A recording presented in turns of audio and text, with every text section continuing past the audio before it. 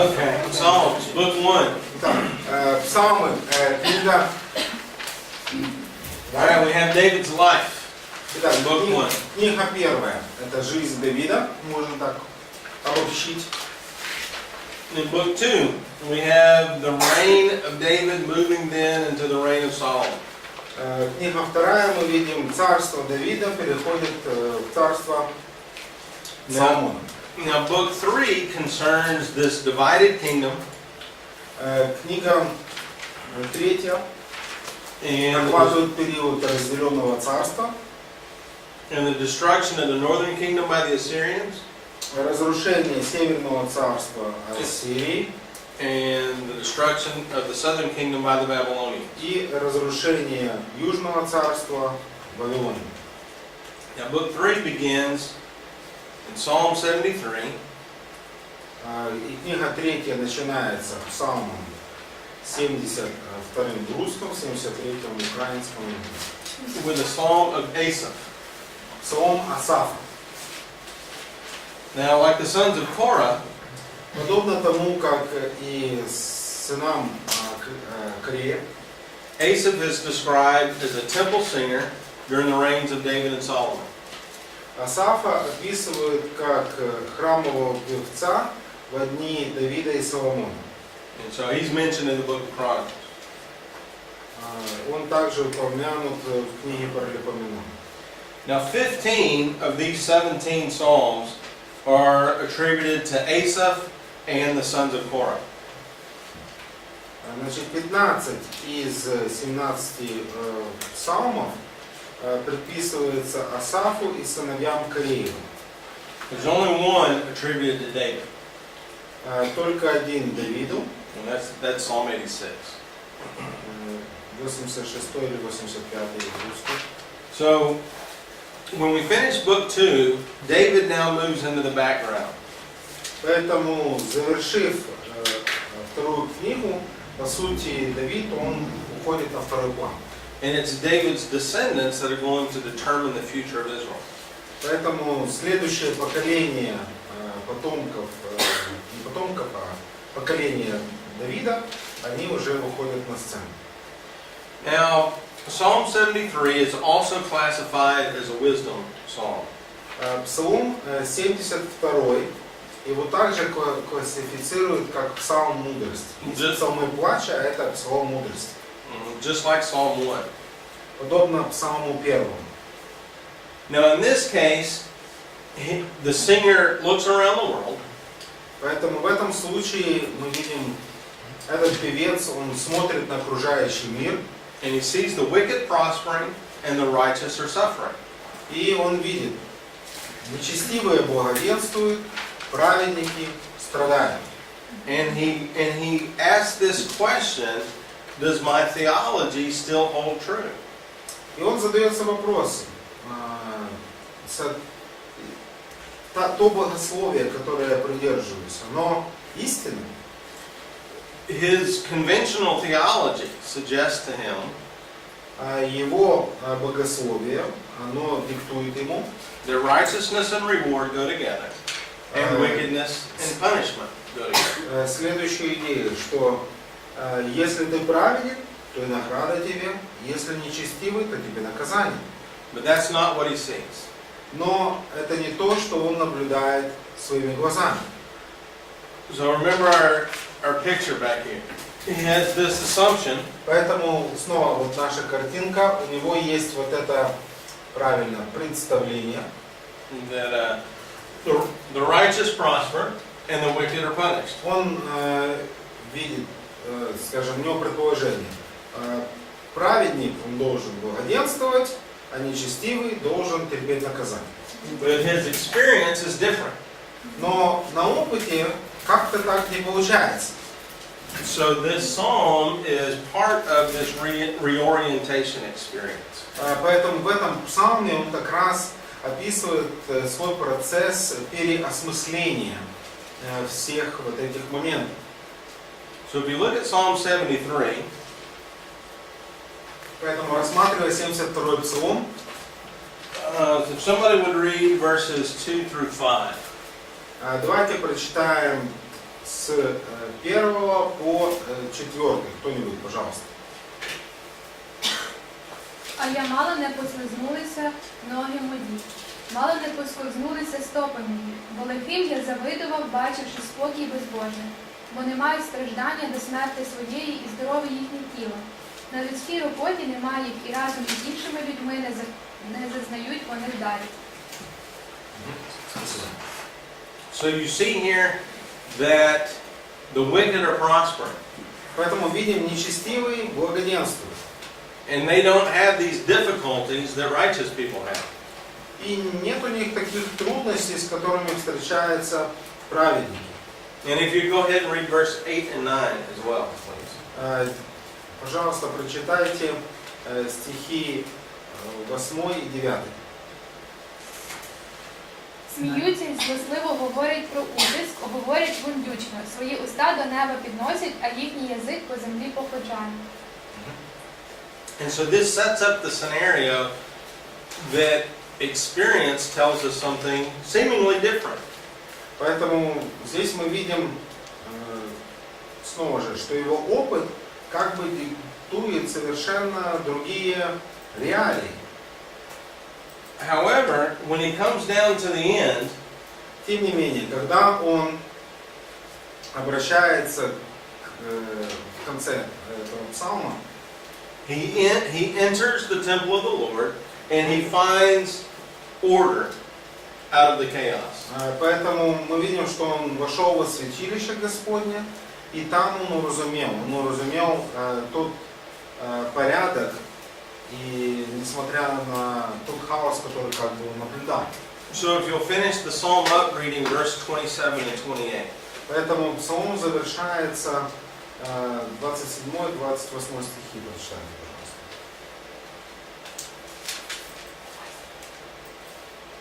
И вот, удаляющий себя от тебя, гибнут, ты истреблyaешь всякого, отступающего от тебя. А мне благо приближаться к Богу. На Господа Бога я возложил упование мое, чтобы возвещать все дела твои. Okay. Now notice what he's saying. What is he saying in verse 27 about his original thought? Итак, обратите внимание на стих 27. Что он здесь говорит относительно своего первоначального предположения?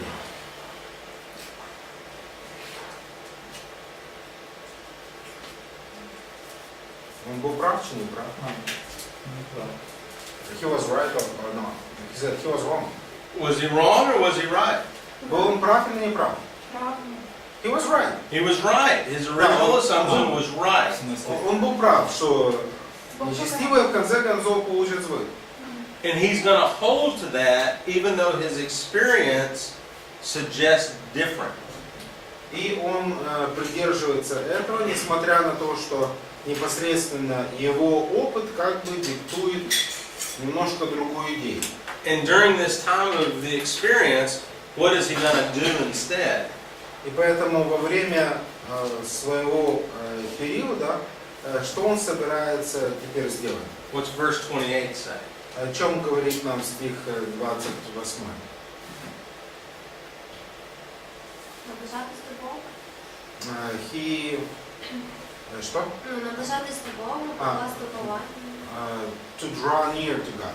That's right. Fellowship with God will get him through this experience. Поэтому общение с Богом, оно предоставило ему вот такой опыт. And secondly, he will praise God's works. И во-вторых, он славит Божьи дела. Now, thinking of what we were talking about this morning, what is he talking about? God's works. Поэтому из расчета того, о чем мы с вами говорили утром, о каких делах идет речь? Что ему нужно возвещать? Glory of God.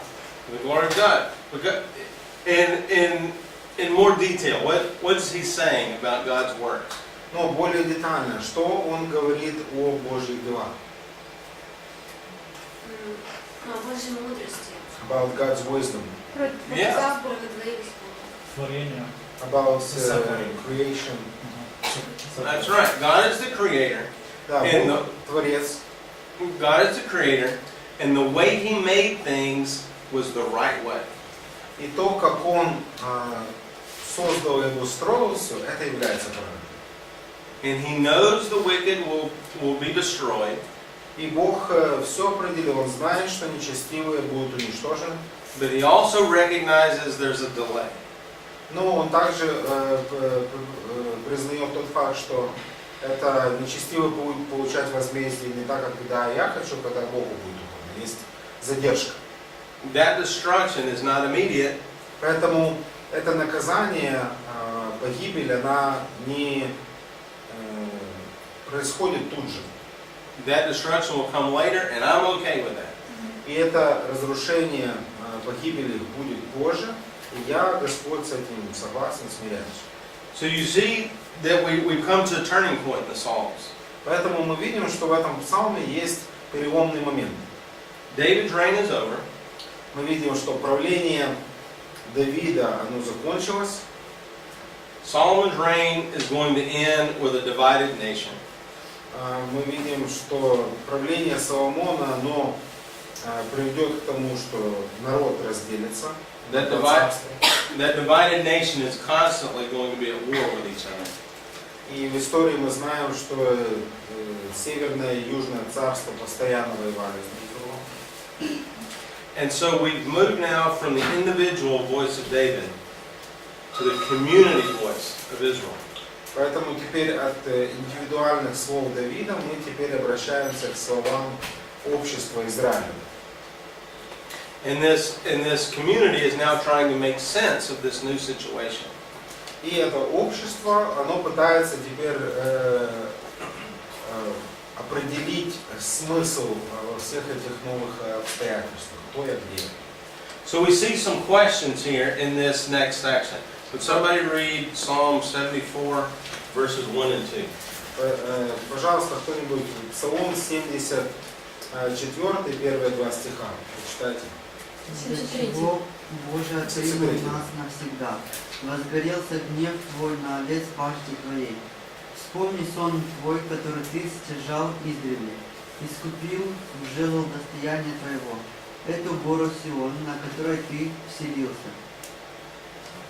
So this becomes the new question, is why is God's anger on the nation? Поэтому здесь это новый вопрос возникает. Почему Бог гневается на народ? The answer is going to be expressed in this section as well. И также в этом псалме дается ответ.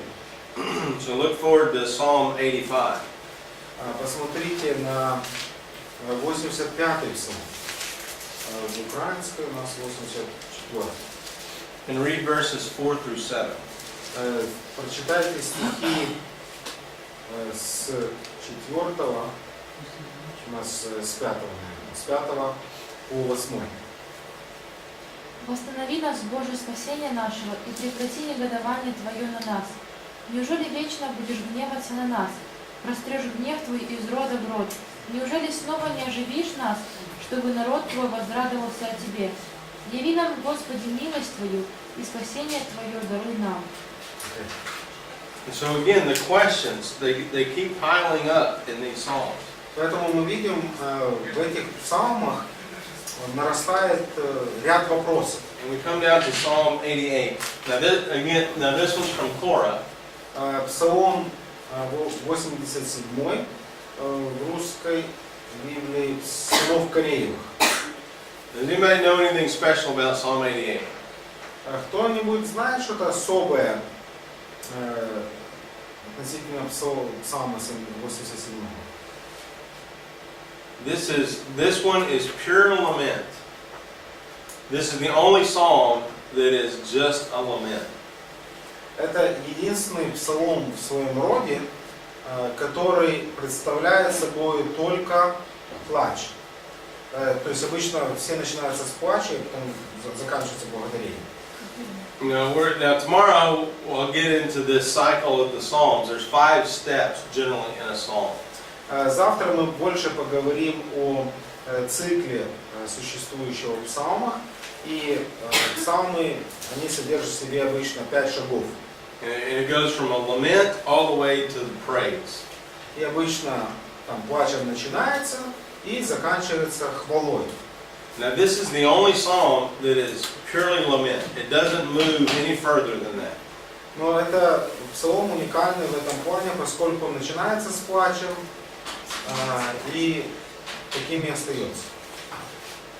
And so this is at the very end of this section. There's one more after this, but notice where Psalm 88 lies. Поэтому это конец этого раздела. И это где все заканчивается. And so we look here at the end of this lament. If you'll read verses 16 through 18, please.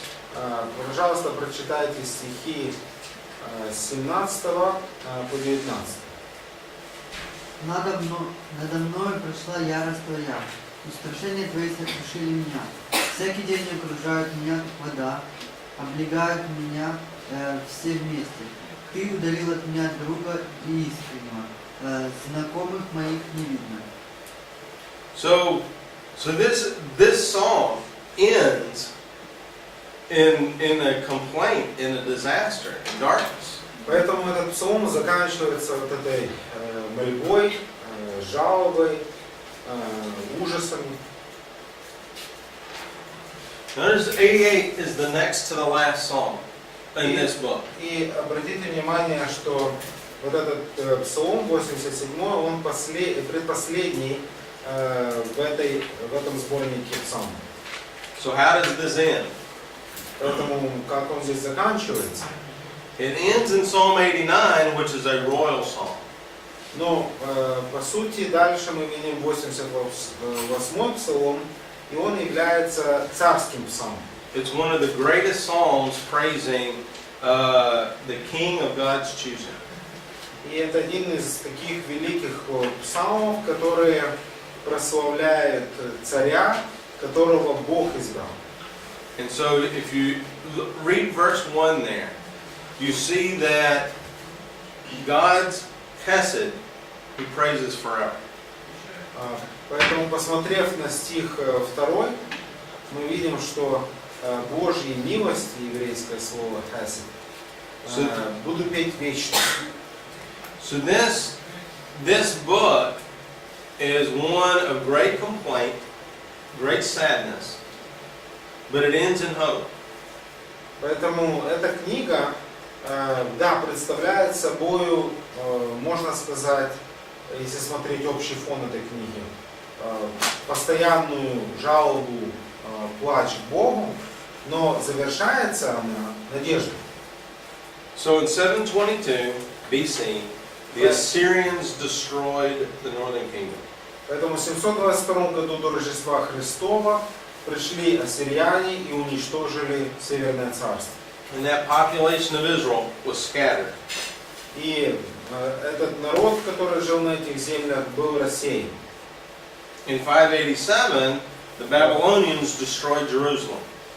В 587 вавилоняне пришли в первый раз и взяли в плен.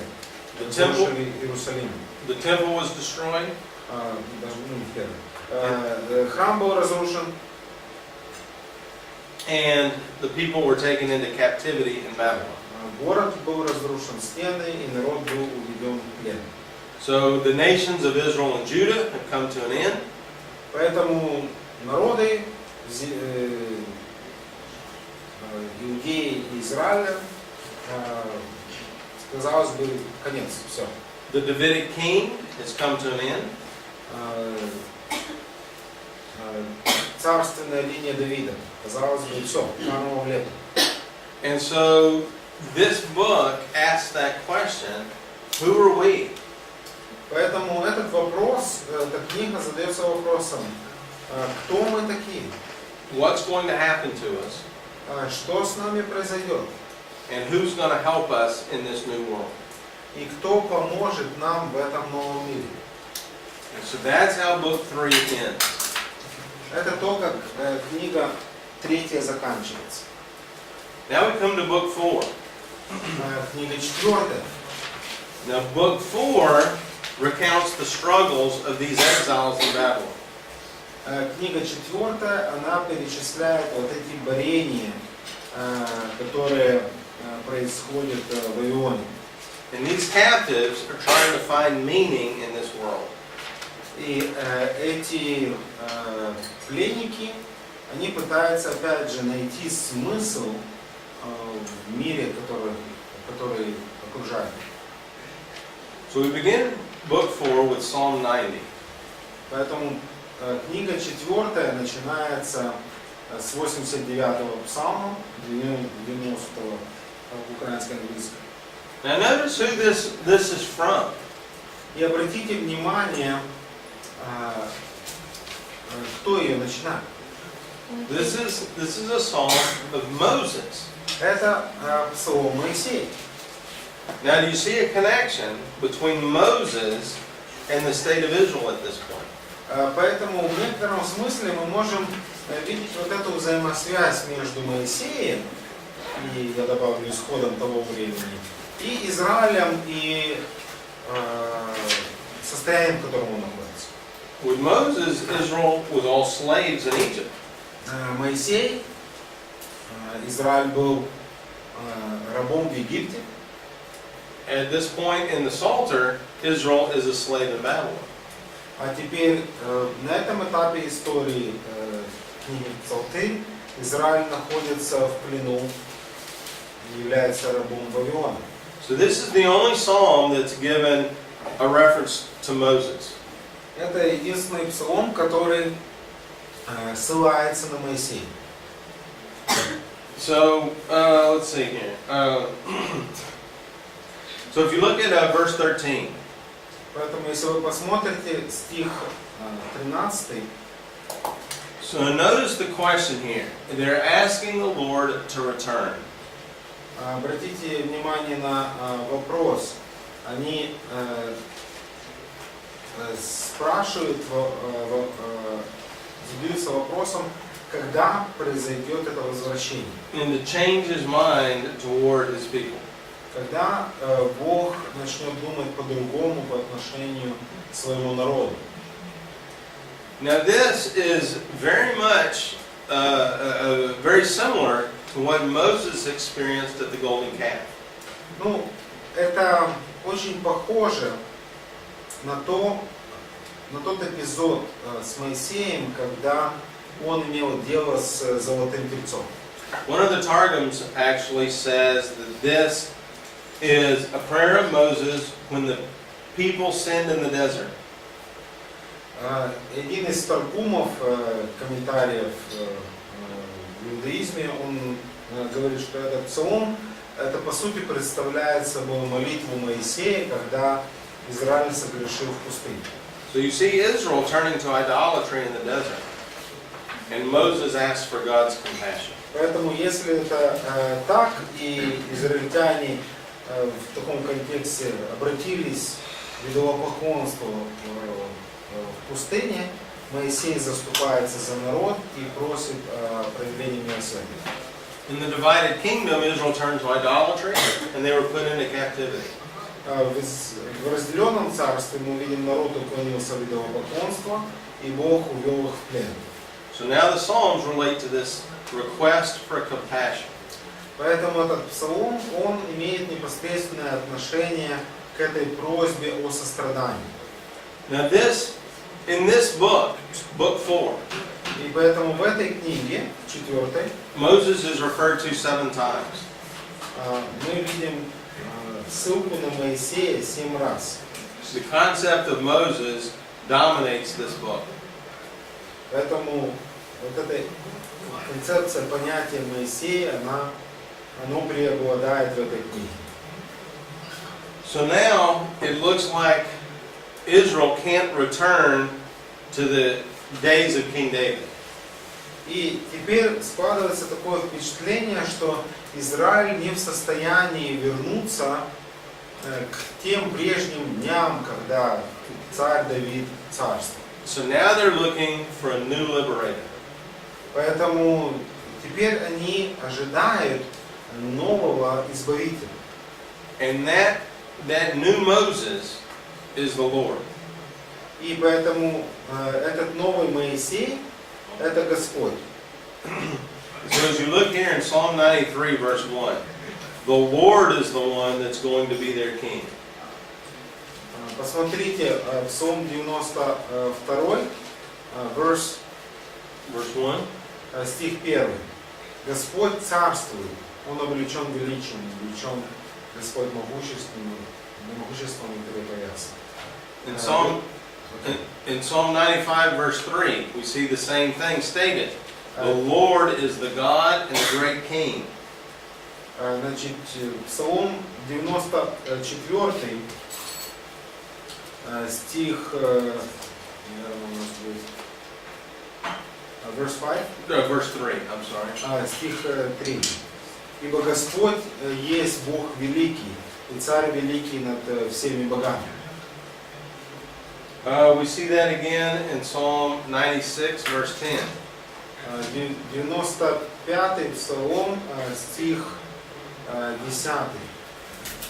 Скажите народам, Господь царствует, потому тверда вселенная не поколеблется. The Lord reigns. We see that. Господь царствует.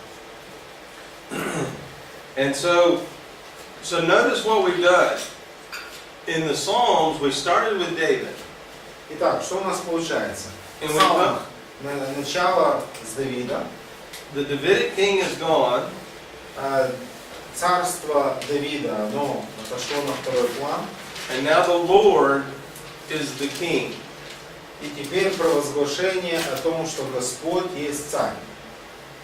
Now in a second train of thought, we're captives. И также вторая мысль, которую мы видим, народ находит себя в плену. And we need a new Moses. И нам нужен новый Моисей.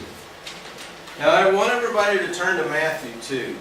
И теперь я хотел бы, чтобы мы посмотрели Матфея 2 глава. How does Matthew begin, chapter 1, by the way? Матфея 1 глава, как начинается? Родословие Иисуса Христа, сына Давидова, сына Авраама. I quoted 1:1. Who is Jesus? Кто Иисус? Сын Давида.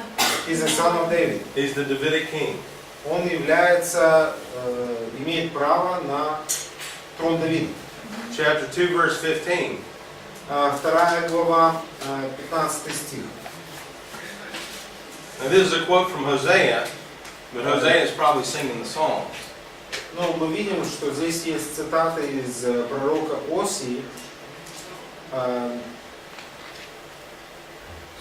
So who is Jesus in Matthew 2:15? Поэтому кто Иисус из Матфея 2:15? Из Египта вызвала сына.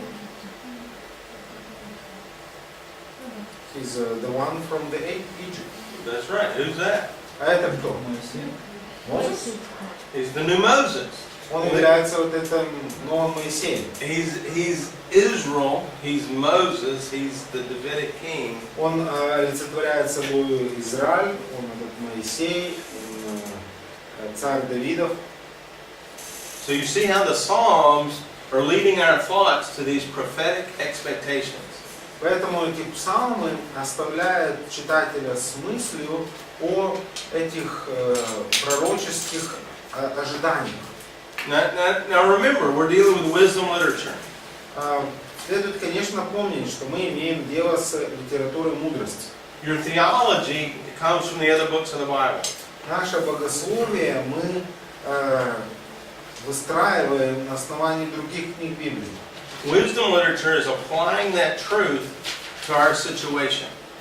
Но литература мудрости применяет истину в наших обстоятельствах. So we've already had a prophecy in Deuteronomy. Поэтому у нас уже было, и мы читали о пророчестве во Второзаконии, что я пошлю God would raise up a prophet like Moses. другого пророка, как ты. God's already made a promise in 2 Samuel 7. Бог дал уже обещание Давиду, вторая книга Царств, 7 глава. The Davidic king would rule forever. Не прекратится сидящий на троне твоем. But our current experience is the Davidic king's dead and we're in captivity. Но переживание народа на тот данный момент, кажется, царь Давид уже мертв, а мы находимся в плену. The Lord himself has to be the king. Поэтому сам Господь должен быть царем. And the Lord has to give us a new Moses. И Господь, Он предоставит нам этого нового Моисея. So now you see how the Psalms are leading our minds in a way that prepares us for Jesus. Поэтому псалмы, они подготавливают и ведут нашу мысль, наш разум к приходу, подготавливают к приходу Христа. So are you observing this flow? Поэтому можно наблюдать вот такое течение. So at the end of this book, in Psalm 105 and 106, Поэтому в конце этой книги, So we're ready. 100, извиняюсь, 105. 105 и 106 Псалом, 104.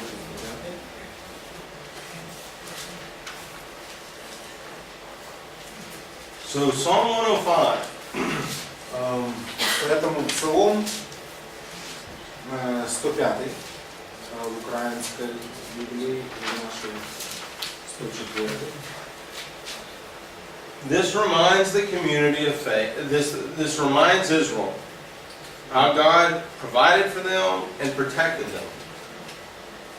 Он служит напоминанием для Израиля о том, как Бог заботился о них и как Он их защищал. And this psalm recounts their history.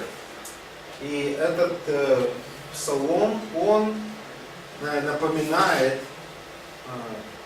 народу их собственную историю. All along Israel's history, God has always been there. Поэтому псалом говорит, на протяжении всей этой истории я был с вами. And they're going to apply this concept to today. И они пытаются применить эту концепцию к сегодняшнему дню. But immediately following Psalm 105 and God's graciousness, Но следующий псалом, мы видим, он говорит о Божьем милосердии. Psalm 106 reminds Israel of their rebelliousness. Но псалом 106 или 105 в русской, он, следующий псалом напоминает о их непослушании. They were the ones that were wicked. То есть в предыдущем Бог был верен, а в этом вы были нечестивы. They were unfaithful to the Lord. А вы были неверны Господу.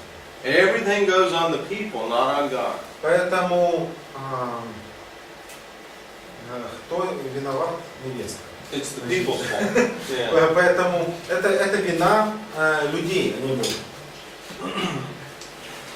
So the message now at the end of book 4 is remember the past. И весть, которую мы находим в конце 4 книги, помните прошлое. And don't be disobedient and unfaithful in the future. И не будьте непослушными в будущем. And so Psalm 106 ends with this petition. Поэтому Псалом 105 заканчивается следующей просьбой. As you read there in verse 47, it's 47. Стих 47. «Спаси нас, Господи Боже наш, и собери нас от народов, дабы славить святое имя Твое, хвалиться Твоей славой». Now at this point in Israel's history, Поэтому на этом этапе истории Израиля Cyrus II comes to reign in Persia. Кир II приходит к власти в Персии. In 539 BC, he captured Babylon. И в 538 году он завоевывает Вавилон. And the next year, he issued a decree to let the people return. И в 537 он издает указ, позволяющий народу израильскому, иудейскому в данном случае, вернуться. And what this meant for Israel is they could rebuild the temple, И что это означало для Израиля? Мы можем вернуться в свою землю, восстановить храм, but they could not restore the Davidic king line. но они не могут посадить в данном случае потомка Давида на трон. So David is still missing. Поэтому вернулись, но потомок Давида отсутствует. But they can have a new temple. Но храм можно восстановить. So now book 5 begins at this point. Поэтому и на этом этапе у нас книга 5. And so we begin with thanksgiving for God's deliverance. И мы начинаем с Божьего благодарения Богу за избавление. As you read there in verse 3, He gathered them from the east, the west, north and south. He brought every one of them. Поэтому, как мы видим в стихе 3, и собрал от стран, от востока и запада, от севера и моря. Со всех уголков земли. And at the end of this psalm, the people can dwell in safety. И в конце этого псалма мы видим, что народ может находиться в безопасности. They can plant crops, raise cattle. Они могут насаждать земли, они могут заботиться о животных. They can defend themselves against their enemies, Они могут защищаться от врагов своих and they're secure. и находятся в безопасности. So as you see at the very end of Psalm 107, verse 43, Поэтому в конце 106 псалма, стих 43, focus is now placed on the chesed of the Lord. акцент делается на милосердии Господа. Now all of a sudden in Psalm 108, David shows up again. И теперь внезапно Псалом 107 в синодальном прочтении Давид появляется. And we have, what do we have, 6, without doing all the numbers here.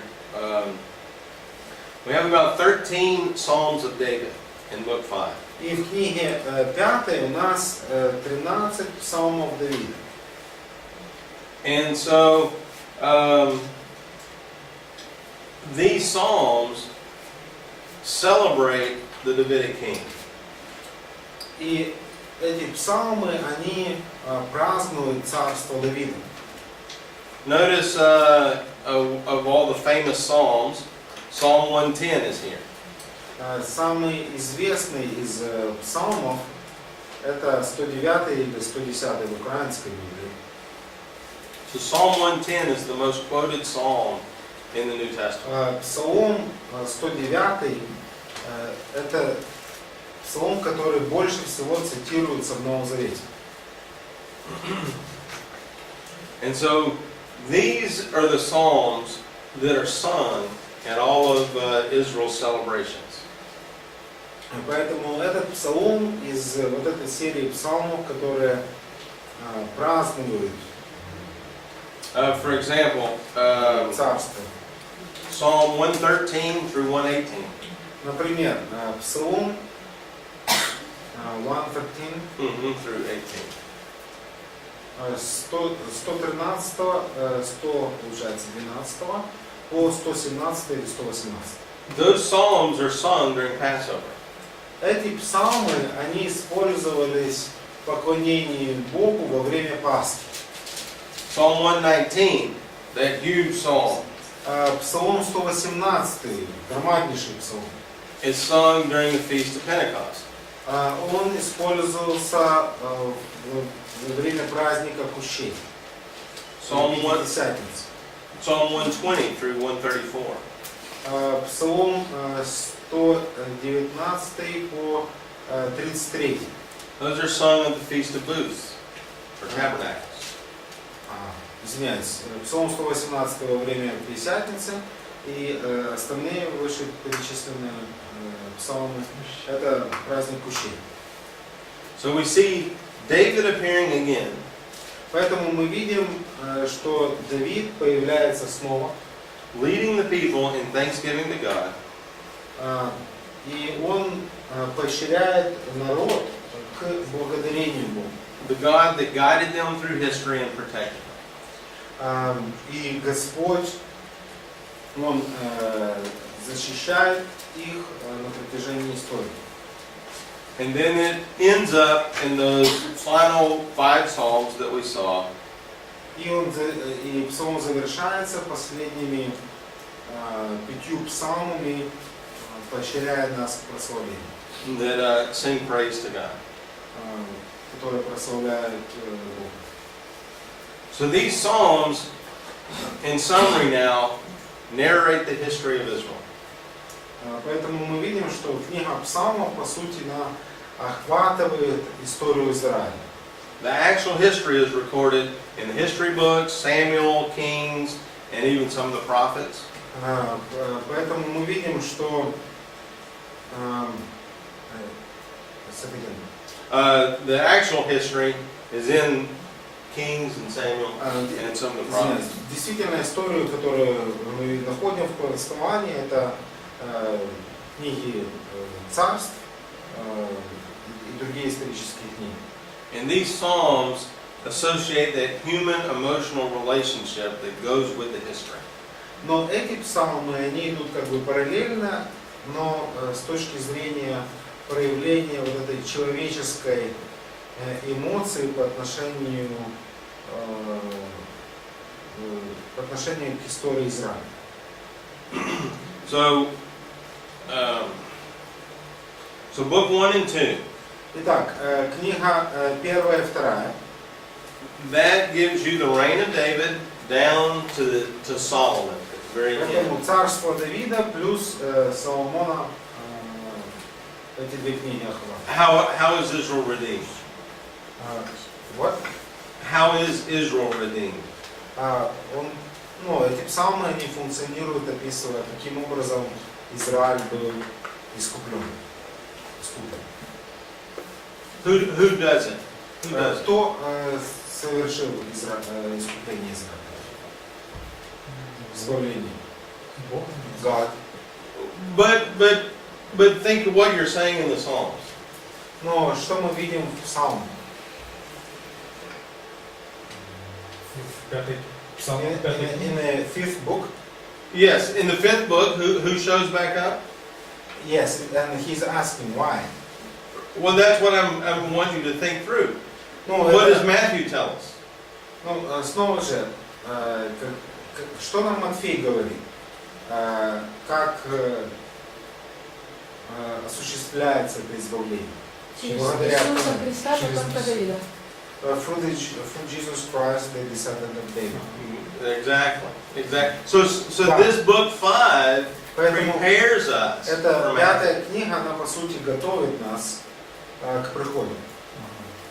So when Matthew starts off with David, son of Abraham, or excuse me, Jesus, son of Abraham, начинает Иисус, сын Давидов, сын Авраамов, we're ready for that.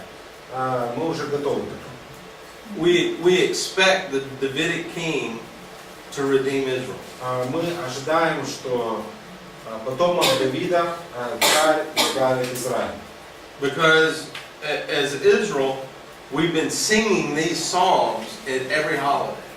Потому что в Израиле мы поем эти песни во время празднеств. Now notice the problem that they have. The problem they didn't understand. Но обратите внимание на проблему, которая у них появилась и которую они до конца, может быть, не понимают. The Davidic king is gone, and God is their king. Что царство Давида отошло на второй план, и теперь мы видим Бог их царь. Jesus fixes that. You see? Но Иисус, Он исправляет как бы эту дилемму. So now the Davidic king comes back, Поэтому царь Давида возвращается, and Jesus is God. и Иисус, Он Бог. So he fixes the problem. Поэтому Он решает эту дилемму. Каким образом и Христос, и Господь царь, и потом Давида царь. So that helps us to reorient. Поэтому это помогает нам переосмыслить. See, I expect David to reign forever. Поэтому And he's gone. кажется, Давид и потомки Давида должны править вечно, но теперь получается, куда-то он делся. So now God is the only king. So I'm in this disorientation. Хорошо, ладно. Но Господь, Он единственный царь. I'm a captive, and I need a new Moses. Я в плену, и мне нужно избавление, нужен какой-то новый Моисей. Now Jesus fixes everything. Но здесь мы видим, что Иисус, Он исправляет все. And so you can see the Psalms as prophecy. Поэтому мы можем и должны рассматривать также книгу псалмов как пророчество. They prepare the people that Jesus fixes all of these problems. Они приготавливают народ к тому, что Иисус придет и расставит все точки над «и». So, book 1 and book 2 goes from David down to Solomon. Итак, первая и вторая книги от Давида до Соломона. Book 3 Третья is very dark because it takes the nation into captivity. представляет собой печальную сторону Израиля, и в конечном итоге Израиль уходит в плен. Book 4, the people have to reorient. Четвертая книга, люди должны переосмыслить. They have to understand their identity as the people of God differently. Они должны по-другому взглянуть на свое самоопределение народа Божьего, посмотреть на это другими глазами. Book 5 is a celebration of their restoration. А книга пятая является празднованием восстановления. God is now their king. Бог их царь. So this is how the Psalter is shaped. Это то, каким образом книга Псалтырь составлена.